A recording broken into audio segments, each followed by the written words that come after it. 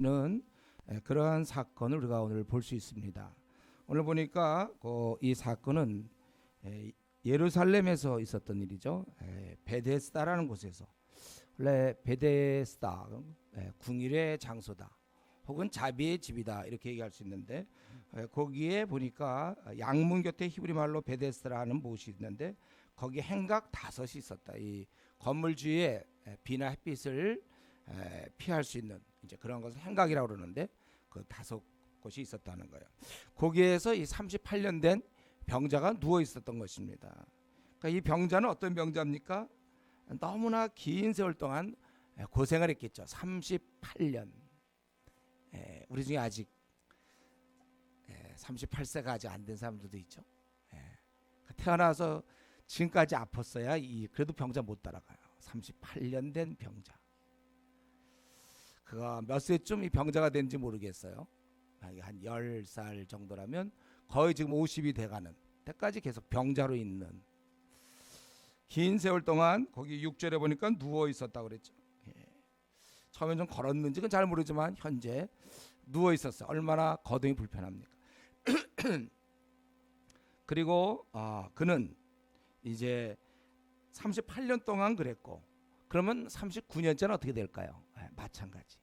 40년째 마찬가지. 그에게는 그 소망이 없는 것입니다. 현재 고통도 고통이지만 사람이 그 미래가 없을 때 그때 힘들지 않나요? 미래가 없습니다. 소망이 있으면 견딜 수 있어. 가난해도 이제 우리가 언젠간 돈을 모아서 집을 장만한다, 이런 집장만의 소망이라든가 하여튼 뭐래도 소망이 있으면 됩니다. 소망이 없을 때 사람이 힘들죠. 그는 육신의 고통뿐만 아니라 마음의 고통도. 더구나 그의 말을 들어볼 때 7절에 보면 병자가 대답하여 주여 물이 움직일 때 나를 못해 넣어주는 사람이 없어 내가 가는 동안에 다른 사람이 먼저 내려가나이다. 이 못은 어떻게 됐습니까? 거기 3절에 보니까 많은 병자가 있었다고 그랬어요. 맹인, 다리 저는 사람, 혈기 마른 사람이 누워서, 그 다음에 괄호로 되어 있죠. 물의 움직임을 기다리고 가끔 천사가 와서 물을 움직이면 첫 번째 들어가는 사람들은 낫게 된다.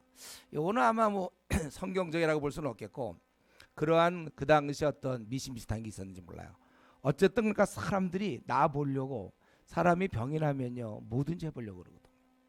누가 그런다 하면 또 그렇게 해보고 딱 몰려있는 상황인데, 그러니까 이 병자도 38년 된 병자도 고치다 못해서 이런 소문을 듣고 와 있는 거겠죠. 그런데 거기 들어가야 되는데 이 7절에 나를 못해 넣어주는 사람이 없어요. 누워 있으니까. 자, 물이 움직입니다. 첫 번째 뛰어들어야 되는데 자기는 누워 있으니까 이제 어떻게 좀 가든지 그러는 동안에 다른 사람이 먼저 내려갑니다. 이 말 속에 여러분, 이런 말 속에 포함된 이렇게 짙게 어떻게 묻혀진 어떤 이 병자의 그 심리를 알 수 있죠. 원망. 다른 사람들이 먼저 내려간다. 좀 양보하면 안 되나? 자기가 그래도 고참인데, 다른 사람 하면 10년 하고 자기는 38년인데, 그리고 굉장히 내가 보기에 누워 있는 걸 볼 때 굉장히 심한 병자인 걸 알 수 있어요. 보면 여기 다리 저는 사람, 쩔뚝쩔뚝하면서도 들어갈 수 있잖아요. 또 많은 병자라는데 어떤 병인지 모르겠어요.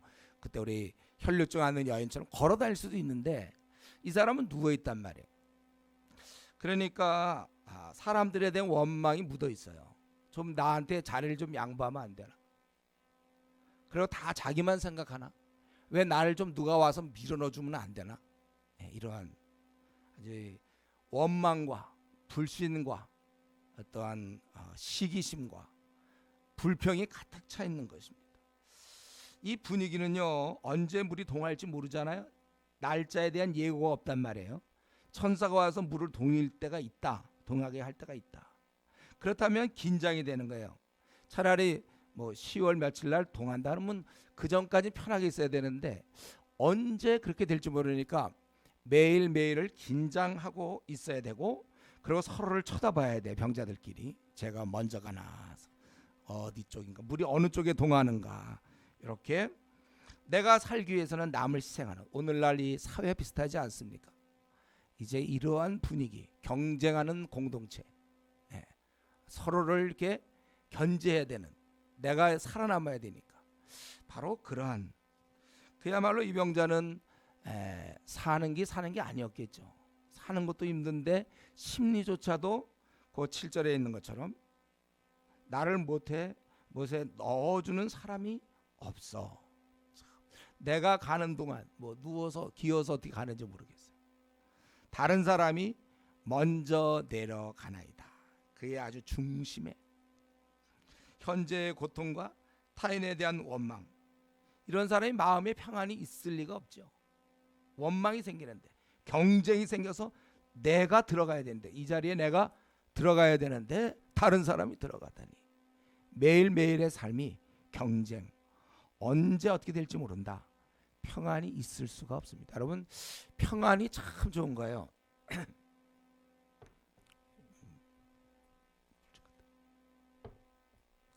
이 평안이 없어. 평안, 사람에게 있어서 사실 제가 지금 물이 없으면 힘들어요. 지금 타인에 대한 원망과 이러한 마음의 안정이 없고, 그리고 앞날을 들여다볼 때 소망이 없습니다.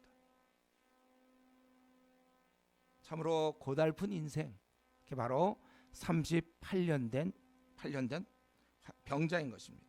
그런데 이제 이 주님께서 오셔서 이 병자를 고쳐주시는 것이죠. 근데 이번 경우는 좀 특이했죠.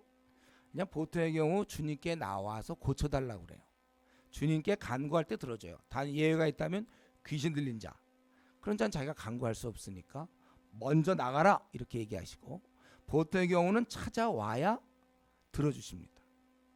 근데 그것은 꼭 절대 조건은 아니에요.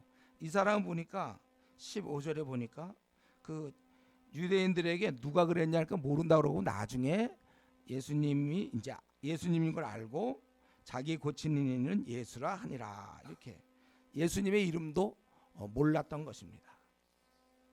그래서 거기 6절에 여러분이 성경을 보면 좀 이상하게 볼지 모르지만, 예수께서 그 누구 것을 보시고 병이 벌써 오랜 된 줄 아시고 이르시되 네가 낫고자 하느냐. 바보입니까 예수님이 이런 거 물어보게? 아니, 벌써 모르겠어요. 거기 누워 있는 사람 보고 너 나으려고 그러니, 너 안 나으려고 그러니. 우리가 이 성경 읽을 때 좀 이거 좀 이상하다고 봤을지 모르겠어요. 바로 그겁니다. 왜냐하면 간구하지 않았기 때문에 그에게 간구를 요청한 거예요. 네가 낫고자 하느냐.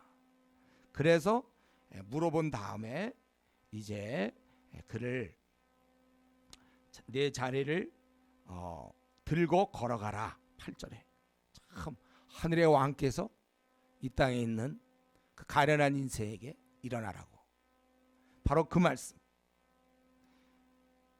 이 병자의 입장에서 볼 때는 너무나 충격적이었을 거예요. 예수님의 이 한 말씀, 평생의 소원이 그냥 이루어지다니, 이게 꿈인가 생신가? 아니 이렇게 일어나도 되는 거예요. 아마 제가 생각할 땐 일어나면서도 좀 이상한 생각을 했을 거예요. 이렇게 일어나도 되나 내가? 다시 또 누워지는 거 아니에요? 뭔가 이건? 예. 일어나면서도 아마 자기를 못 믿었을걸요. 자기 다리를 못 믿었을 거예요. 이것들이 왜 일어나질 수가 없는데 일어난단 말이에요. 그리고 걸어가, 내가 걸어가도 되는 거예요.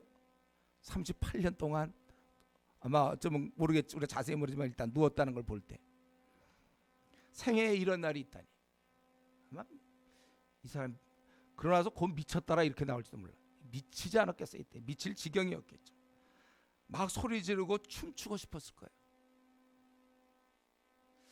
이 병자는 이렇게 나음을 입었습니다. 우리는 다시 한번 이 아침에 주님 안에서만이 우리 희망이 있다는 거예요. 오직 주님께서는 이런 능력이 있습니다. 우리가 갖고 있는 힘든 문제도 주님은 다 해결할 수 있어요. 그래서 주님 믿는 자에게는 절망이 없는 거예요. 주님이 우리 기도를 들으시고, 물론 예스로 들으고 노로도 들어주세요. 노로 할 때는 그것은 더 큰 축복인 것을 우리는 알고 있어요. 경험상. 나를 위하여. 부모가 자식의 원하는 걸 다 들어주지 않습니까 여러분? 하늘아버지께서 왜 우리 걸 안 들어주세요? 그런데 혹시 안 들어주신다면 그건 또 다른 더 좋은 계획이 있기 때문에 그렇다는 걸, 이게 이제 이걸 믿음이라고 하는 거죠. 믿음. 선한 목자께서 나를 결코 내버려 두실 일이 없다. 당장 이유는 모를지라도. 그러나 우리는 분명한 것은 주님을 믿는 자에게는 절망이 없다는 거예요. 세상 사람들은 한숨 쉬지만 우리는 기도하는 것입니다. 이제 기도를 안 할 때 그때가 우리가 이제 그땐 진짜 한숨 쉬어야 돼요, 여러분들. 예. 기도를 할 수 없는 나, 그게 진짜 절망이죠. 기도를 할 수 있는 나, 그건 절대로 기도가 살아있는 한 절망은 없는 것입니다. 힘든 문제, 이 땅에서는 도저히 해결 안 될 것 같은 문제, 답답하고 속상한 문제, 다 우리가 주님께 아뢰야 됩니다. 그래서 남의 간증이 아닌 자기의 간증이 돼야 돼요. 내가 이런 문제를 기도했더니 하나님이 이렇게 응답하셨다. 우리는 이러한 간증들을 수없이 갖고 있어야 돼. 요한복음, 우리가 요한복음을 살펴보고 있는 중인데 우리 16장에 우리 주님은 분명히 약속하셨어요. 저도 이 말씀 사실 붙잡고 지금까지 살아온 거예요. 요한복음 16장 23절 24절 우리 한번 같이 읽어봅시다. 요한복음 16장 23, 24절. 그날에는 너희가 아무것도 내게 묻지 아니하리라. 내가 진실로 진실로 너희에게 이르노니 너희가 무엇이든지 아버지께 구하는 것을 내 이름으로 주시리라. 지금까지는 너희가 내 이름으로 아무것도 구하지 아니하였으나 구하라 그리하면 받으리니 너희 기쁨이 충만하리라. 주님이 뭐 장난을 치시거나 괜한 기대를 우리한테 불어넣거나 하는 분이 아니고 주님이 우리의 기도를 다 들어 주셔서 우리의 기쁨이 충만할 수 있도록 그렇게 해주신다는 것입니다. 그런데 우리는 이러한 성경을 볼 때 한 가지 여기서 질문이 생겨요. 우리에게 질문이 있어요. 왜 이렇게 긍휼이 풍성하신 주님이라면 그러면 왜 이 한 명의 병자만 고쳐주는가? 여기 지금 많은 병자들이 와 있거든요. 아니 우리 자비하신 분, 인생을 불쌍히 여기시고 긍휼히 여기시는 분이라면 그렇다면 여기 있는 사람 좀 다 고쳐주면 안 됩니까? 이 사람들 다 나라 한마디 말하면 되는데 속으로 중얼거릴 때 다 나라. 그거 좀 해주시면 이들 병자들 다 낫는데 왜 주님은 이렇게 고쳐주지 않는가? 여러분들이 이런 것이 이제 우리가 신앙생활하면서 점점 우리가 좀 성경에 깊이 들어가야 되고 어떤 새로운 걸 자꾸 생각하려고 그러지 말고 우리 주님의 모습을 더 많이 묵상하면 좋겠어요. 우리는 답을 먼저 얘기한다면은 우리 주님의 입장에서는 이 짧은 공생의 기간 동안에 사실은 이 지금 병자를 고치느냐 못 고치느냐 여기에 관심 있는 것이 아니고 이러한 지금 병의 고통보다 천만 배, 억만 배 더한 고통, 영원한 지옥의 고통, 이 문제를 해결하기 위해서 주님께서 이 땅에 오신 거라는 것이죠. 즉 모든 영혼들이, 모든 자들이 지옥에 가는 그 비참한 현실을 해결하기 위해서 그래서 주님께서 이 땅에 오셨다는 거예요. 그래도 그렇죠. 좀 영원한 천국만 얘기하지 마시고 목사님. 지금 좀 현실적으로 당장 힘든 사람 고쳐주면 좀 좋지 않겠습니까? 좋아요. 그 말을 듣고 만약에 한번 생각해 봅시다. 만약에 주님께서 이들을 만약에 그러면 거기 있는 병자를 다 고쳐주셨다고 한번 가정을 해보세요. 지금 베데스다 못에 있는 사람, 우리 베데스다 못은 나중에 이제 그 고증을 해보니까 거기가 남쪽 연못이 있고 북쪽 연못이 있다고 그래요. 학자들이 그걸 이제 다 찾아보니까 대략 폭이 한 60m 정도, 그리고 길이가 한 90m 정도. 굉장히 큰 못이라는 걸 우리가 알 수 있어요. 그럼 여기 보니까 많은 병자가 있다고 성경은 얘기하고 있어요. 맹인들도 있고 다리 저는 사람도 있어요. 또 혈기 마른 사람들, 뭐 여기에는 그렇게만 나왔지만 그 사람뿐이겠습니까? 하여튼 많은 사람들이 와 있겠죠. 많은 병자라고 얘기돼 있어요. 그러면 한 몇 명쯤 생각하면 좋을까요? 많은 병자. 제가 이게 생각을 해봤는데 몇 명이면 많은 병자인가? 네. 몰라요 우리가. 이거 어떻게 알아요? 많은 병자라고 그러는데. 근데 그 연못이 굉장히 크다면 누구든지 서로 그 연못 가에 자리를 잡았을 거 아니에요. 빨리 들어가려고. 근데 이 사람 걸 가만히 보니까 그 자리를 차지 못했어요. 보니까 좀 누워 있는데 저쪽 밀려 있어요. 그래서 가려고 하다 벌써 들어가고. 그렇다면 그 정도 크게 연못이라면 그저 한 또래 병자들은 어떻게 하면 병이 나볼까 그런 걸 따진다면 글쎄 한 300명, 한 500명 잡아야 되나요? 한 1000명? 한 어느 정도를 잡아야 될지 모르겠어요. 어느 정도 그걸 누구든지 얘기할 수는 없겠죠. 제가 생각할 때 좀 많다 그러면 그래도 몇십 명 모고 몇십 명이 모인 걸 많다고 그러진 않겠죠. 그리고 그 당시 병자의 속성상 이런 소문이 나면 너나 할 것이 왔다면 그렇다면 한 몇천 명까지는 아니어도 한 500명이라고 여러분 한번 생각해봅시다. 한 500명 정도. 300명이든 한 500명. 그러면 만약에 이때 일시에 예수님이 그들을 바라보면서 다 나라 그랬을 경우 이들이 다 나버려. 그러면 그 이유를 생각해보세요. 그 이후에. 그러면 이 사실을 가지고 이 가족들이 얼마나 충격이겠으며 그들을 알고 있던 친구들, 알고 있던 사람들 그 한 500명이 일시에나 그러면 그 집안 식구, 친구들, 친척까지 한 20-30명씩 보통 친구, 친척 한 20-30명씩 한다면 그럼 엄청난 사람의 수가 예수님에 대한 소문을 퍼뜨릴 것이고 그러면 수많은 사람 그 당시 병자가 이 사람들만 다 모여 있겠습니까? 얼마나 많습니까? 그들이 다 고쳐달라고 그랬을 거 아니에요. 매일매일 아마 밀려들 것입니다. 우리가 지금 100세 시다 그러지만 우리가 한 80년 산다 치면 슬슬 이제 40대 50대 한 절반은 좋아요. 여러분들이 아직은 40대가 안 된 사람이 많지만 그래도 좀 아직도 골골대는 사람 혹시 있는지 모르겠지만 보통 이제 40 넘어가면 50대고 60대면 옛날에 없던 병도 있는 거예요. 50견도 있겠고 또 병도 생기고 다 그렇게 되는 거예요. 그러니까 인생을 80에 났을 때 전반부는 좀 쌩쌩하게 축구도 하고 왔다 갔다 하고 후반부는 그냥 아픈 거예요. 원래 이 차도 연식이 오래되면 그건 아무리 차가 조심해 타도 이쪽 저쪽 고장 나게 되어 있어요. 차는. 그래서 연식이 좀 오래된 것들은 가격이 떨어지는 거잖아요. 이런 심오한 진리를 모르겠어요? 차가 오래되면 이쪽 저쪽 고장 난다. 몸도 똑같아요. 여러분들이 지금 비교적 젊어서 그렇죠. 이제 한번 60대고 70대인 사람 중에 웬만한 병 한두 가지 없는 사람이 어디 있습니까? 다 병이 있어요. 그렇죠? 병원 가보세요. 얼마나 잘 되는가. 그러면 만약 예수님 소문에 그 당시 만약 사람들이 한 80까지 못 살고 한 60까지 살았다 치면 한 40대 이후부터는 다 아픈데 그럼 그 사람들이 몰려오기 시작하면 매일매일 예수님은 그 일만 하셔야 되는 거예요. 그렇다면 이것은 주님이 가장 피하고 싶었던 일이죠.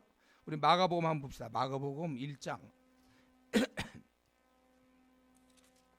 마가복음 1장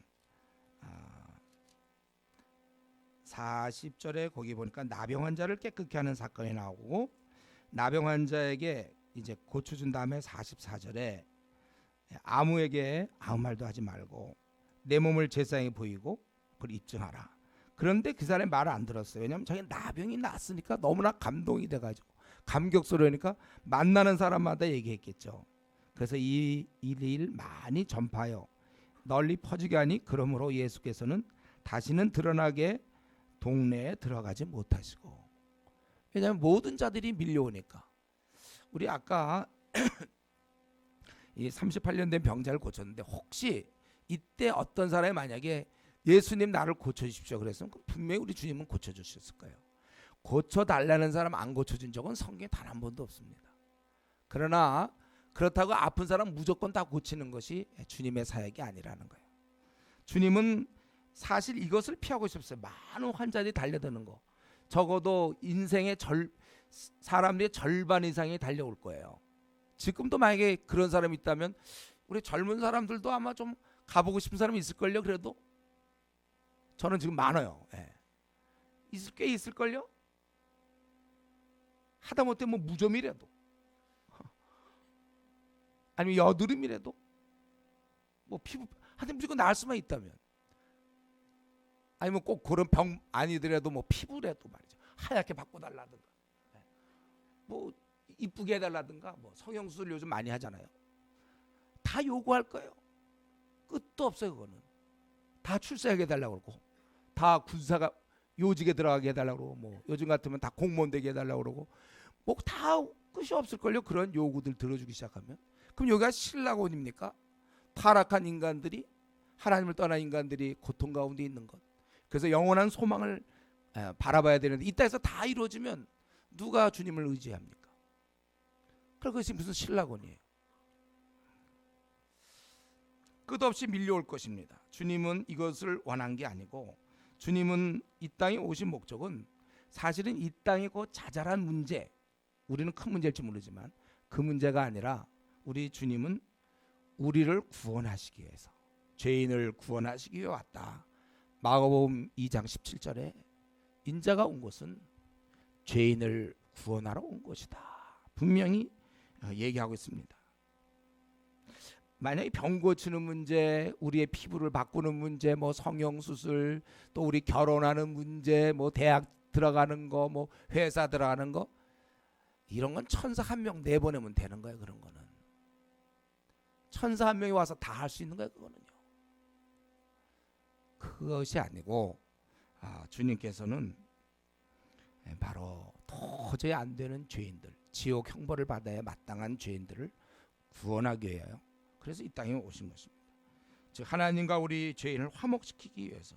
단절된 상태에서 아무리 병이 나오면 뭐합니까? 또 죄를 짓는데. 그가 아무리 몸이 건강하고 잘 살든 잘 풀리든 그게 무슨 행복입니까? 그것이. 차라리 힘들어 하나님을 의지하는 것, 그게 주님 볼 때는 훨씬 더 좋은 거예요. 여러분, 과연 이때 만약에 이들을 다 낫게 해줬다 합시다. 한 500명이고 1000명이고 그냥 다 낫게 해줬어요. 그러면 이들이 예수님을 과연 잘 믿을까요? 그렇지 않죠. 우리 누가복음 17장 11절부터 19절 보면 10명의 나병 환자가 나았지만 그 중에 한 명만 고맙다고 인사했어요. 다른 사람은 나아서 지금 정신 못 차리는 거예요. 우리도 그렇잖아요. 고등학교 때 뭐 대학만 들어가면 잘 섬기겠다는 사람들, 과연 잘 섬기나요? 들어서 딴청하죠. 그리고 중요한 거는 이때 이들을 낫게 해도 사실은 예수님에 대해서 이들은 참 믿기가 쉽지 않아요. 예수님이 십자가에 죽으시고 부활하고 성령님이 오신 다음에 사역이 완성되었을 때 베드로 사도라든가 바울 사도 같은 사람들이 전함으로 완성되었을 때, 그때 믿을 때가 이제 제대로 믿게 되는 것이죠. 아직까지는 지금 사역 중이잖아요. 적어도 이 사건 이후에 주님께서 한 1년 정도 더 있어야 1년에 좀 더 십자가에서 달려 돌아가시는 거거든요. 그리고 부활하시고 나야 우리 죄 때문에 죽으시고 부활하고 이게 다 되는 거거든요. 그때 돌아와야죠. 이때 와야 우리를 고쳐주는 분 정도 제대로 믿을 수 있는지 모르겠어요. 우리가 이런 면에 있어서 주님께서 이들에 대해서 간구했으면 낫게 하지만 그냥 다니면서 무조건 병자들 그냥 다 낫게 하고, 돈 못 버는 사람 다 돈 벌게 하고, 취직 못하는 사람 다 취직하게 하고, 주님이 막 그런 분이 아니에요. 주님께서 이러한 주님의 그런 의도를 우리가 알아야 될 것입니다. 병은 이 땅에서 고칠 수도 있고 못 고칠 수도 있어요. 그런 것이 그렇게 중요한 것은 아닙니다. 영생을 얻어야죠. 이게 주님의 시각입니다. 마태복음 한 번 더 보겠습니다. 마태복음 18장.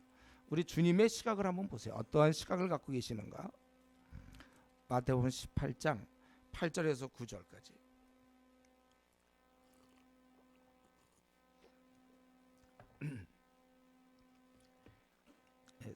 마태복음 58장 8절 9절 다 같이 읽겠습니다. 만일 내 손이나 내 발이 너를 범죄하거든.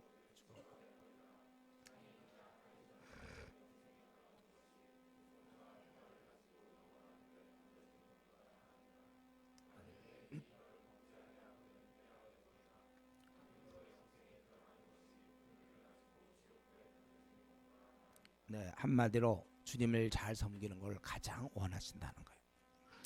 이제 그 다음에 두 번째인데 바로 이러한 주님의 의도를 우리가 좀 생각하면서 이번에 이 38년 된 병자를 고쳤을 때 단지 그 병자를 고치는 걸로만 끝났다면 참 우리에게는 별로 소망이 없었는데 우리 주님은 원래 의도한 이 지금 작은 병 고치는 것보다 더 중요한 주님다운, 그래서 우리가 감사한 것이죠. 그 다음 사건이 나오는 거예요. 바로 이날은 안식일이다 이거죠. 안식일에 이 병자를 고치는 것입니다. 이에 따라서 우리 이제 마지막 18절까지 안식일 논쟁이니 유대인과 벌어지게 되죠. 내가 자리를 들고 가는 것이 옳지 않다 유대인이. 그러니까 병자가 나를 낫게 한 그가 자리를 들고 걸어가라 했다. 그러니까 자리 같은 걸 들고 가는 건 일이다 이거죠. 안식일에 왜 그걸 하느냐. 그리고 유대인이 그가 누구냐. 13절에 병자는 누군지는 몰라요 그 사람이. 그리고 나중에 예수님을 만나게 됐고 예수님께서 이르시되 보라 내가 나았으니 더 심한 것이 생기지 않게 다시는 죄를 범하지 말라. 이 말은 지금 죄 때문에 이 사람이 병으로 고생했다 그러한 뜻보다는 이제 죄 가운데 살지 말라. 더 심한 영원한 멸망 이런 걸 좀 생각하면서 죄 가운데 살지 말라. 그랬더니 이 사람이 비로소 자기를 고친 이가 예수라는 걸 알게 됐다는 거예요. 그래서 유대인들이 안식일에 왜 이런 일을 하느냐 예수님을 16절에 박해했고 예수님께서는 내 아버지께서 이제까지 일하신 나도 일한다. 그래서 유대인들이 죽이려고 했는데 왜냐하면 하나님을 자기의 친아버지라 할 뿐 아니라 하나님과 동등으로 삼았다. 아니 예수님은 바보입니까? 이런 얘기하면 어떻게 될 거라는 결과를 모르나요? 예수님은 바로 이 일을 지금 하는 거예요. 지금 38년 된 병자를 고치고 끝났다면 그는 정말 휴머니스트죠. 아픈 사람 낫게 하고 어려운 사람 도와주는. 바로 지금 이것이 의미가 있는 거예요. 안식일에 고쳤다 할 때 고침보다는 안식일에 더 중요한 거예요. 왜냐하면 모든 인생들이 진짜 안식을 누리지 못하기 때문에. 바로 눈에 보이는 이런 사건을 통하여 이 38년 된 환자가 정말 즐거움을 누린 것처럼 이제 우리 인생들에게 참된 안식이 있음을 우리 주님은 설명하기를 원한 것입니다. 유대인들은 어떻습니까? 우리 주님한테 덤비는 유대인들, 자기들의 전통과 자기들이 알고 있는 율법 해석과 그런 거 붙잡고 있다가 예수님이 다른 행동을 하니까 죽이려고 했다는 거예요. 그런데도 예수님은 이런 것을 알지만 이것을 강행하시는 거예요. 왜냐하면 바로 이런 유대인조차도 고치려고 하는 게 하나님 주님의 의도인 것입니다. 사실 유대인이야말로 이 38년 된 환자처럼 전혀 소망이 없는 자예요. 주님의 입장에서 볼 때는 이 유대인들 38년 된 환자나 누구나 다 전혀 소망이 없어요. 타는 불못이 그를 기다리고 있거든. 유대인들 자기들의 전통 의식과 규범을 붙잡고 자기들은 천국의 자녀라고 그렇게 생각을 한단 말이에요. 그래서 안심해요. 하나님의 이름을 쓰긴 씁니다. 그들의 용어에서. 그러나 하나님과는 관계가 없는 자들이에요. 하나님을 섬기고는 있는데 마음이 없는 자입니다. 여러분 이거는 하나님을 섬기는 게 아니에요. 섬긴다고 그럴 때 마음으로 섬기는 걸 얘기하는 것이지 행동으로 교회 나오는 것을 얘기하는 게 아닙니다. 목사님 제가 좀 그런데요. 바로 그러니까 성경은 그런 사람을 향해서 고치라고 얘기하잖아요. 그게 바로 회개하라. 우리 요한계시록 2장에 보면 에베소 교인들이 굉장히 주님을 위해서 뭐 활동은 많이 했어요. 근데 마음은 별로 없어. 교회는 나와요. 근데 별로 주님을 섬길 마음이 많지가 않아. 회개하라. 회개밖에 없어. 그런 게 그게 바로 회개의 내용입니다. 이들은 마음엔 없으면서도 자기들의 그런 종교 생활을 그걸 의지하고 있는 거예요. 고집불통의 깊은 영적 무지의 환자들이었습니다. 마음은 이미 하나님을 떠나 있지만 몸만 성전에 맡기고 있는 사람들. 그래서 더욱 힘들어. 이들은 자신이 구제불능의 환자인 줄을 모르는 채 자기들은 가장 하나님을 가까이 있는 사람, 잘 믿는 사람. 뭐 착각은 우리가 자유라고 그랬잖아요. 그리고 하나님도 자기를 좀 잘 봐줄 거라고 생각해. 자기들은 천국엔 들어갈 거라고 생각해. 진짜 불쌍한 자들이죠. 소망이 없는 자들입니다. 이제 주님께서는 안식일에 38년 된 환자를 고친 것은 이것은 의도적이었고, 이제 주님께서는 정말 큰 문제를 해결하려고 하는 거예요. 유대인들에게 소망이에요. 누구든지 이 문제를 해결할 사람이 없었습니다. 이제 주님이 오셔서 이 문제를 해결하는 거예요. 단단하고 견고한 그들의 마음을 깨시려는 것입니다. 강팍한 마음, 또 깊은 무지에 빠져 있어요. 깜깜합니다. 이들을 근데 건드린다는 것은 목숨을 내놔야 되는 거예요. 사실은 목숨을 내놔시죠, 주님이. 이건 극히 위험하고도 잘못 건드렸다는 목숨을 내놔야 될 싸움이었거든요. 38년 된 환자를 고치는 건 쉬운 일이었어요. 그건 외적인 육신의 병이었으니까. 마음의 병이 어렵죠. 마음의 병. 우리 보면 불효하는 애들 보세요. 부모 말 되게 안 듣는 그 마음.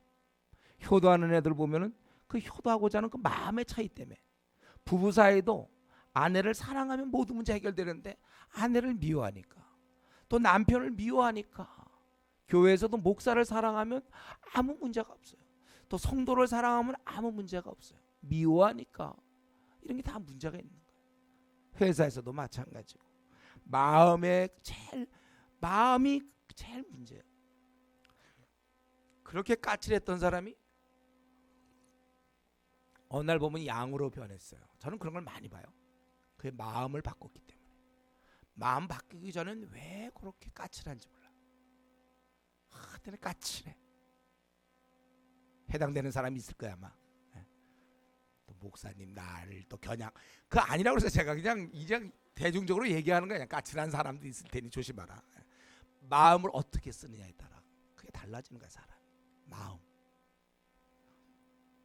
주님은 아주 고질적인 문제 용감하세요. 우리 주님은 참 좋으신 분이에요. 이 문제를 다루다니. 인기 없는 문제죠. 이거는 욕먹는 거고, 그는 한마디 하셨다고 17절 18절에 나오잖아요. 죽이려고 했다고. 그의 아주 깊은 부분을 건드리신 거죠.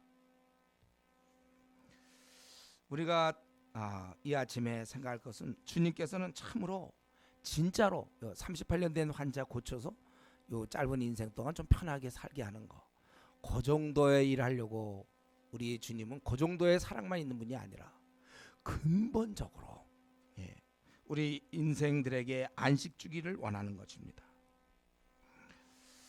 유대인같이 자기 세계에 빠져 있는 자들, 완고한 자들, 그러면서도 율법의 중한짐에 억눌려 있는 자들을 구원하고자 하는 거예요. 신앙생활을 하지만 행복하지 않은 사람들, 진정한 안식을 그들에게 주시고자 하는 것입니다.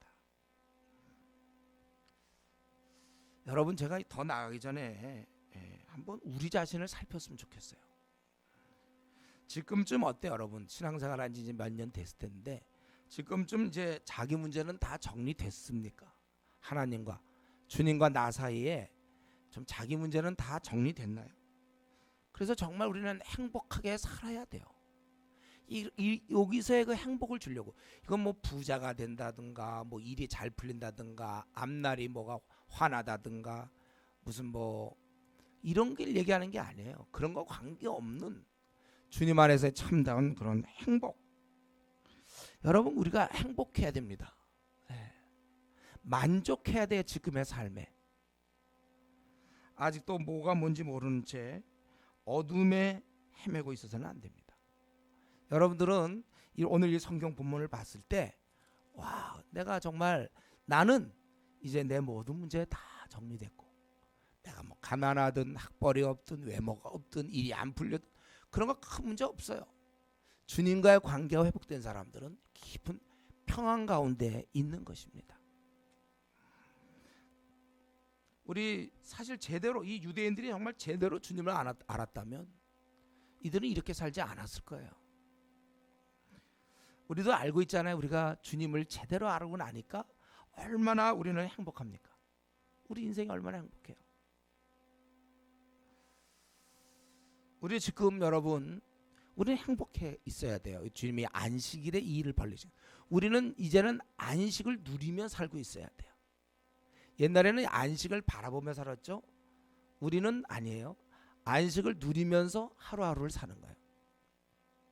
네. 우리는 오늘 생을 맞춰도 만세죠. 행복한 거예요. 오늘. 네. 우리는 행복한 거예요. 비록 월드컵에 우리가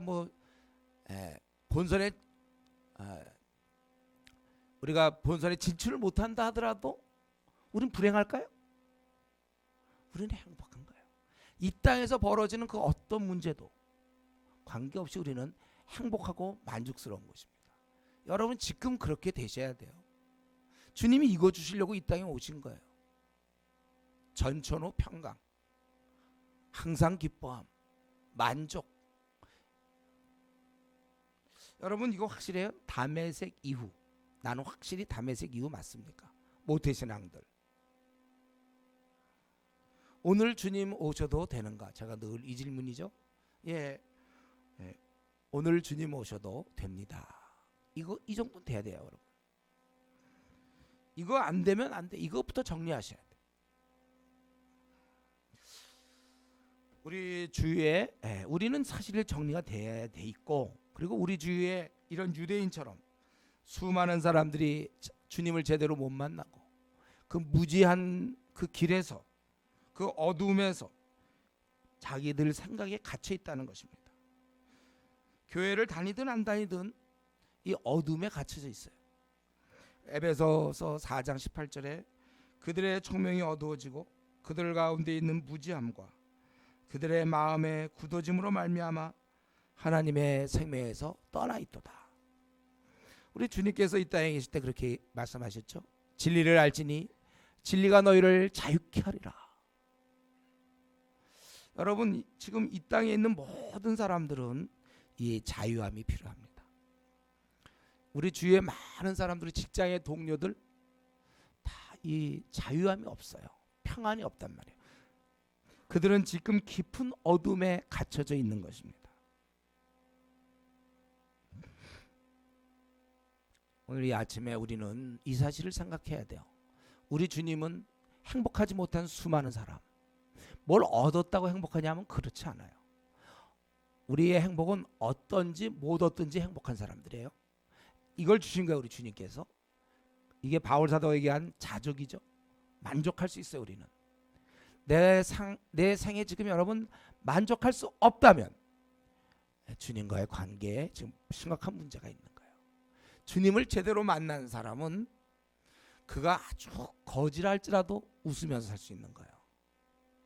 그의 현재 조건이 아주 안 좋아도 기쁘게 사는 게 주님을 제대로 만난 증거입니다.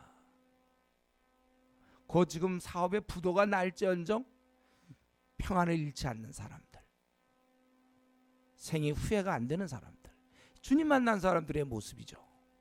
주님이 이거 주시려고 안식일에 고치신 거예요. 근데 우리 주위에 수많은 사람, 우리까지 그러면 안 돼요. 우리는 벗어났어야 되고 지금 우리 주위에 수많은 사람이 깊은 이 어둠에 갇혀져 있다는 거예요. 주님은 이들을 어두운 데서 벗어나 참된 삶, 빛의 자녀로 살게 하시는 일에 자신을 드리는 중입니다. 지금은 육신의 병 고치느냐 못 고치느냐가 아니라 이들의 영원한 운명을 살리느냐 못 살리느냐, 그들을 그냥 놔둬서 그들을 비참하게 그들의 생이 끝나느냐, 지금 이 문제를 갖고 씨름하는 중이라는 거예요. 주님이 이 문제를 건드려 주셔서 우리도 이렇게 지금 살고 있지 않습니까, 여러분? 주님이 이 문제 건드려 주지 않았으면 우리도 소망이 없는 자들이에요. 주님은 이 문제 때문에 이 땅에 오셨고 사셨고 죽으셨고 이 문제 해결하고자 죽으시고 부활하신 것입니다. 깊은 영적 어두움에서 행복이 없는, 기쁨이 없는 사람들, 웃음을 잃은 사람들, 그것이 어둠인지도 모르는 채 살다가 죽어가는 불쌍한 영혼을 구출하고자 우리 주님께서는 이 땅에 오셨고 지금도 바로 그 과정입니다. 만약에 병자 고침이 목적이었다면 그냥 그렇게 해서 끝났다 이렇게 나올 거예요. 그 다음에 이날은 안식일이니 9절부터 시작되는 게 바로 주님의 더 중차대한 사역을 설명하는 것이고 그것이 바로 우리에게 소망이 된다는 것입니다. 우리도 한때 다 이 어둠에 갇혀본 경험들이 있죠. 예? 다 있습니다. 그때 참 소망이 없어요. 일이 잘 풀리고 안 풀리고에 따른 게 아니라 일이 아무리 잘 풀려나도 지금 우리 주위에 있는 수많은 주님 모르는 사람들, 돈을 많이 벌고 사회적으로 잘 되고 모든 조건을 갖추었어도 그건 불쌍한 자예요. 우리가 행복한 자죠. 참 그때 우리도 이 어둠에 있을 때 소망이 없었죠. 감사하게도 다행스럽게도 우리가 이 깊은 어둠에서 구덩에서 빠져나왔단 말이에요.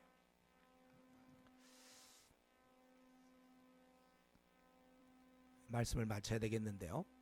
우리가 이 어둠에서 빠져나왔다는 사실. 근데 지금 높아심으로 좀 아직 못 빠져나온 사람이 있어요? 손들라고 내가 안 하겠는데 아직 솔직하게 행복하지 않은 사람 있습니까? 난 뭐 목사님, 난 하나도 행복하지 않았습니다. 이런 사람이 있습니까? 이미 빠져나온 걸 전제로 지금 설교하는 중인데 아직 저는 사는 게 지옥 같으며 낙이 없습니다.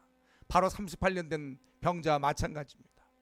우리 그런 사람이 있습니까? 아직도 못 빠져나온 사람이 있어요? 항상 기쁘지 않은 사람이 있습니까? 범사에 감사하지 않은 사람이 있어요? 모든 것에 자족이 돼야 되는데 자족이 안 되는 사람이 있습니까? 우리 중에 있습니까? 여러분 우셔야 돼요. 우세요. 나의 비참한 아직까지 내가 이 어둠에서 못 빠져나온 거구나. 내가 주님 만났는데 내가 어째서 행복하지 않아요? 만족스럽죠. 자족하게 되고 제대로 주님 못 만난 거야 아직도. 아직도 뭔가 나는 불행한 자다. 내 앞날에 별로 소망이 없다. 절망 중에 있다. 그 주님 만났더니 그래 절망 중에 있습니까? 오 주님 만나서 나는 절망 중에 있습니다. 어울려요? 아무리 졸려도? 오 주님 만나서 나의 생은 절망입니다. 그동안에 어둠에서 내 주님 만나서 더 어둠입니다. 여러분 만난 주님이 그 정도입니까? 모든 문제 해결자 그 수많은 사람이 간증하는 행복하다고 얘기하는 나는 오늘 생을 마쳐도 나는 즐겁다. 여러분 그렇게 얘기할 수 없다면 지금 전혀 이 기독교 세계에 들어왔는지 나 그 의심스러워요. 우셔야 돼요. 좀 기도 생활 좀 하세요. 제발 좀. 예? 자꾸 내가 이런 얘기하기 좀그 거꾸로 분들 기도 생활 안 해. 하루에 한 2시간이고 3시간이고 기도하세요. 그러면 나올 때까지. 10분 기도 20분에서 됩니까? 한 3시간을 하셔야지. 그러면은 아직도 빠져나왔다면 그 다음부터는 뭐 몰라. 그 다음부터 내가 뭐 기도 시간에서 뭐라고 좀 그렇지만 빠져나오지 못하면 빠져나올 때까지는 기도해야 될 거 아니에요. 뭐예요? 내가 오늘 죽어도 괜찮다 할 정도. 나는 행복하다 할 수 있도록 2시간이고 3시간이고 10시간이고 기도하세요. 어떤 사람은 보통 한 7시간은 기도해야 된다는 사람도 있어요. 그렇게 안 하더라도 아니 지금 뭐 빠져나온 다음엔 좋아. 그 다음엔 뭐 빠져나온 다음엔 그래도 좀 덜 기도해도 좋은데 아직 못 빠져나왔다면 아직도 나는 생에 만족이 없고 감사가 없으면 행복하지도 않고 나에게 만족스럽지도 않고 내 생이 다시 살았으면 좋겠고 막 이런 그렇다면 여러분 주님 울어야 돼요. 그때는 우세요. 이거는 아닙니다. 어째 나는 왜 빠져나오지 못했습니까? 성경에 그러면 항상 기뻐하라는 건 뭐예요? 범사에 감사한 건 뭡니까?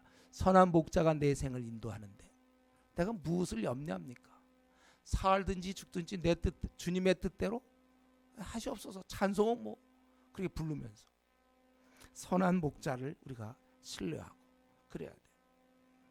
어쨌든 저는 이 다들 빠져나왔다는 걸 전제로 이 말씀을 드리고 마치겠는데, 우리가 이 말씀 보면서 이전에 우리의 모습을 한번 생각해 보세요. 그리고 깊이 하나님께 감사해야 됩니다. 이 땅에서 돈이 좀 돈만 없는 거죠. 우리가 이 땅에서 그냥 직위만 좀 없는 거고, 학벌만 좀 없는 거고, 좀 외모만 좀 없는 거죠. 키가 작아 조금 불편할 뿐이죠. 우리야 그 정도죠. 우리는 정말 옛날에 주님 몰랐을 때 내가 모든 걸 다 얻었은들 무슨 유익이 있습니까? 정말 깊이 하나님께 우리는 감사하는 생활. 그래서 앞으로 생을 마칠 때까지 우리는 매일매일 이것이 감사의 제목이 뭘 얻어서가 아니라, 아니 사실 얻었죠. 하나님의 자녀됨. 이 땅에서 우리 다 무화과 나무가 무성하지 못하고, 포도나무 열매 없고, 감람나무에 소출이 없고, 늘 얘기하잖아요. 밭에 어떤 양식들이 없고, 우리의 양이 없고, 외양간에 소가 없을지라도 나는 하나님을 인하여 기뻐한다. 우리가 이 신앙으로 이제 우리는 살아갈 거예요.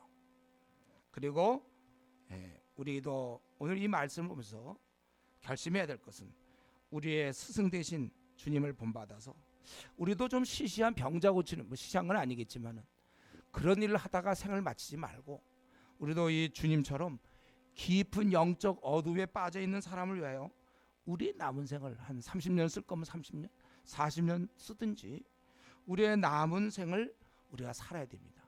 이것은 교회 다니는 사람이 하는 것이 아니라 구출된 경험이 확실한 사람, 그래서 진짜 행복한 사람, 오늘 주님 오셔도 되는 사람들이 할 수 있는 일이에요. 그러니까 소수죠.